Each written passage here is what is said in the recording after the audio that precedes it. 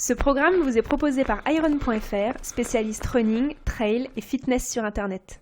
Bonjour à toutes et à tous, je vous souhaite la bienvenue dans cette nouvelle émission où je réponds à toutes vos interrogations sur la course à pied. Aujourd'hui, j'ai le plaisir de répondre à la question d'Alexandre qui réside à Eysines, une belle commune du sud-ouest située dans le département de la Gironde. Alex a 34 ans et c'est un athlète polyvalent qui pratique aussi bien la boxe que le vélo, la natation et bien sûr la course à pied qui est son sport de prédilection. Je vous propose maintenant qu'on écoute la question d'Alex.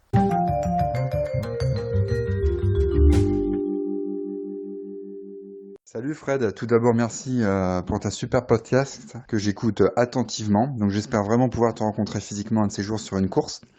J'en profite par la même occasion pour te poser une question concernant une problématique que j'ai en ce moment sur mes sorties running. Les points de côté. Voilà, je suis confronté à des points de côté récurrents. Donc j'aurais aimé savoir si c'était possible d'avoir des astuces pour les canaliser ou les faire disparaître parce que c'est relativement un obstacle lors de mes sorties au quotidien. Alors Alex, j'espère aussi te rencontrer un jour, ça sera avec un grand plaisir. Et la question que tu poses, en fait, c'est un mal bien connu des coureurs et coureuses, et ça qu'on soit débutant, confirmé ou bien expert élite. Alors faisons déjà un petit rappel. Le point de côté est une douleur soudaine et aiguë qui peut être présente dans différentes zones de l'abdomen, le plus souvent localisée sur le flanc gauche ou droit. Mais elle peut aussi apparaître dans les épaules ou même la clavicule. Alors quelles sont les causes d'un point de côté ? Eh bien, malgré les nombreuses études réalisées sur le sujet, les scientifiques ne sont toujours pas parvenus à identifier à 100% les causes exactes du point de côté. Néanmoins, l'hypothèse qui semble la plus plausible et qui est la plus répandue serait l'irritation du péritoine pariétal, qui est la membrane qui tapisse l'abdomen et qui permet de soutenir les organes.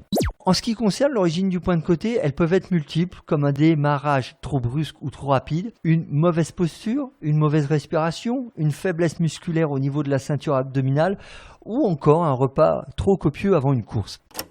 Je bouffe pas que des graines, sire, mais j'estime que si on avale l'équivalent de son poids en viande 2 fois par jour, il faut pas s'étonner de ne pas pouvoir mettre un pied devant l'autre sur les champs de bataille.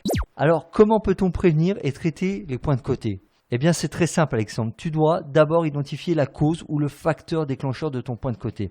Et en matière de prévention, je peux te recommander 5 astuces. La première, évite de boire ou de manger en trop grande quantité au moins 2 à 4 heures avant ta course suivant tes capacités de digestion et d'ingestion. Deuxième point, lors d'un footing, je te recommande de démarrer doucement et d'augmenter petit à petit ton allure. Si tu dois faire une séance plus intense, tu dois bien t'échauffer évidemment avant ton fractionné. Troisième point, tu dois renforcer régulièrement ta ceinture abdominale et le tronc, le fameux travail d'abdogainage. Quatrième point, essaye de contrôler ta respiration. Il est plus facile d'alimenter en oxygène son corps en inspirant et expirant principalement par la bouche. Et enfin, la 5e astuce, tu dois être régulé dans tes entraînements et augmenter les kilomètres de manière progressive. En effet, le travail foncier est l'un des meilleurs moyens de prévenir un point de côté. Plus tu auras d'endurance et moins tu risques d'être sujet au point de côté, tout simplement parce qu'en courant, tu entraînes ton diaphragme et tes muscles respiratoires. Et pour répondre à ta dernière question, que peux-tu faire en cas de point de côté en pleine course ? Eh bien, il existe plusieurs méthodes plus ou moins efficaces. Alors, à toi de les essayer, de voir laquelle fonctionne le mieux sur toi. Premièrement, tu peux évidemment ralentir pour faire passer le point de côté. Tu peux également travailler sur la respiration pour aider ton diaphragme et tes muscles respiratoires à se relaxer. Pour cela, tu peux par exemple inspirer pendant 2 foulées et expirer la 3e. Troisièmement, on recommande également d'appuyer avec votre main sur l'endroit douloureux et de relâcher la pression en expirant, puis respirer profondément. Et enfin, 4e astuce, tu peux, si tu en as la possibilité, t'arrêter un instant pour t'étirer en penchant le haut du corps sur le côté ou en te penchant en avant avec les mains sur les genoux. Voilà Alex, j'espère avoir répondu à ta question. Il ne me reste plus qu'à vous souhaiter une bonne journée et à vous donner rendez-vous dès lundi prochain pour un nouvel épisode du podcast. N'hésitez pas à vous abonner sur votre plateforme d'écoute favorite. Et je vous rappelle que vous pouvez vous aussi m'envoyer votre question par message audio sur le numéro WhatsApp de l'émission que nous mettons en lien. À bientôt.